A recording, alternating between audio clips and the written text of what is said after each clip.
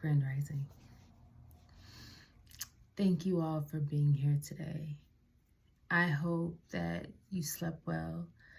I hope that you have had a marvelous morning. And I hope that you continue to do well as we journey through life. I'm coming on here today with a very interesting word.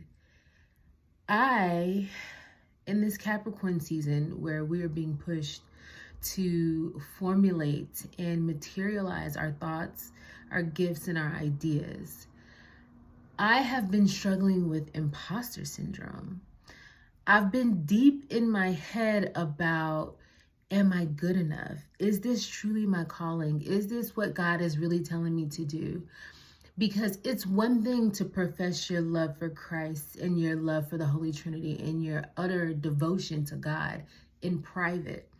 But when it comes time for you to step to the forefront and actually profess your love for God and do what you're being called to do in your purpose and journey, when you really don't know what the terrain is going to look like, can you get in front of a camera and talk to people and actually give them a good word?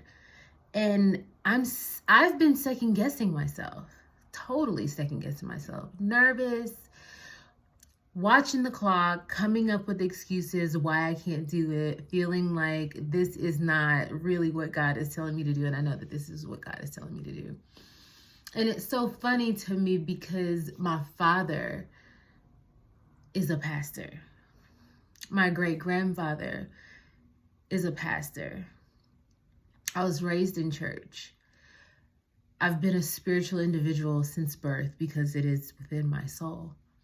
And I remember being younger and always being the prophetic friend. So I've kind of carried that air with me my whole life. But I say all that to say, you really have to let Yeshua take the wheel.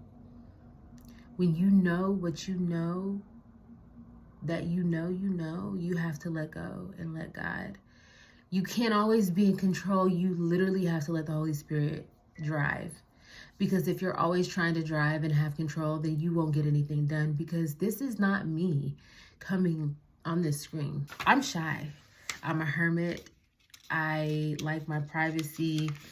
I like to be alone 90% of the time. And a lot of people that know me know that about me. Yes, Leos are lives of the party. But, at the same time, we can be kind of reclusive. And I'm definitely a recluse. And I'm a recluse in hermit mode, but I can't let that come against my purpose and my calling. And I'm here to show up and to show out because I don't play about my God. The same way that my God don't play about me, I don't play about my God. You can be in the deepest, darkest pit of hell in your mind and on earth. But as long as you have that mustard seed of faith and you put it in the Lord, you will make it through. I know that people hear that all the time. I know it feels like it's a false sense of faith. I know that it seems like, oh, everyone says it, everyone says that. Okay, everyone talks. But what do you do when there's nothing to talk about? Who do you pray to? Where do you go? How do you worship? What are you devoted to? How obedient are you in your daily life? Your obedience will be tested because your obedience is essentially your key to where you're going. If you cannot be obedient to self, then you can't be obedient to God, and vice versa. If you can't be obedient to God, then you can't be obedient to self. Earth is just a training ground. Souls come to earth and they get so lost and confused and mixed up as to, why am I here right now? Is because earth is a training ground for the soul. Earth is a place where souls come to unify and to really light and find the way. But it seems like there's so many distractions that very few of us actually do that. We're supposed to pass down the way to the children. And that's why there's so much of an attack on the children, because if you learn from birth, you train up a child, they'll always know which way to go. But when they don't get the training when they're young, it's a lot harder when you're older. I've seen people in their 50s and 60s fighting demons, since childhood. And sometimes people can be raised in the church and raised around the Holy Spirit, and it still never hits them.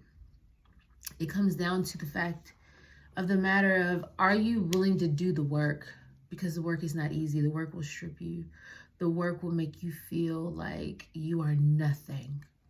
The work will bring up every gut-wrenching memory, every mistake, every malicious action, whether it's done by you or unto you, and it'll make you feel like you are worthless. But guess what? Once you hit your stride and you realize that by the blood you are born again, you will literally feel like a brand new baby, because by the blood you are born again. When your mind is made up and you can be conscious in your own body, that's when you start to learn. The whole purpose is to keep me distracted so that I'm not conscious. My subconscious is being trained by everything around me, which disconnects me from the God in me. And if I'm not connected to the God in me, then I can't connect to the Almighty Creator, the higher power, the one and only God. Our God, the God of Israel, our God, the Father.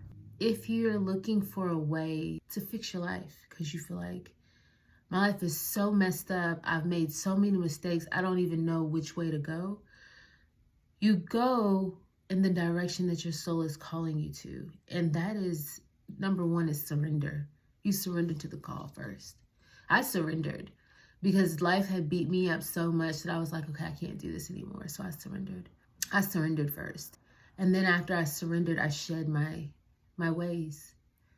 There were things about me, dark things that I had bad habits. I felt like I couldn't let them go, and it's taken me years, I could almost cry right now. It's taken me years to let them go. Those bad habits are really what disconnects you from the God in you. It's your habits, because your habits is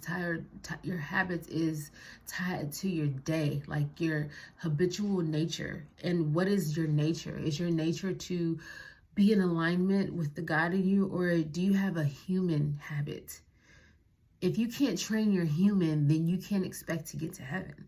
Because if your human is disobedient, the Father says, come as you are, but you come as you are to get the training. If you come as you are, you can't come as you are and say, this is just who I am. You come as you are to surrender. You bow down to the Most High. You come as you are so you get the training, so you know this is what I come as, but I'm not leaving the same way that I came. And when I went to the Father and I finally surrendered, I knew I'm not leaving the same way I came. I'm going to leave born again. When I go out into the field, when I go out and follow my purpose, when I go out and show other people how to journey, I'm going to show them the way. And the only way is through Christ. We are the body. Are you willing to die for your own sins? Because it takes a massive ego death, and you will go through several. And most of the time when people are halfway through the first one, they go back to their wicked ways. So you have to really be willing to die to your flesh. Yes, the Father says, come as you are, but he says, come as you are so you can surrender who you are and be born again in the light of who you're supposed to be, who he wants you to be, who he birthed you to be. I knew you before I formed you. I knew you before you were in the womb, which means your soul belongs to God. Pray. Your prayer life is the direct communication between you and God. Your meditation. Your prayer life allows you to openly speak to God, lay it all on the line. And when you're in a meditative state, you are still. Be still and know that I am God. You're still.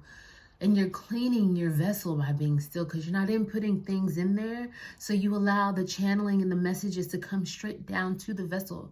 So you can become one with the Christ in you, which will raise your consciousness, which is known as Christ consciousness. The first step is to surrender, and the second step is to increase your prayer life. That's what I want to tell you all. Everything that would be a driving wedge between you and the Most High. And once you surrender, that's when you'll start to open up, so that you can open the line of communication and say, okay, it's a little empty in here. I want to get more familiar with you. Can I talk to you? Are you listening to me? Can you hear me? Because that's the main thing that we as humans are always wondering. Can God hear me? Yes. Take a deep breath. And release it.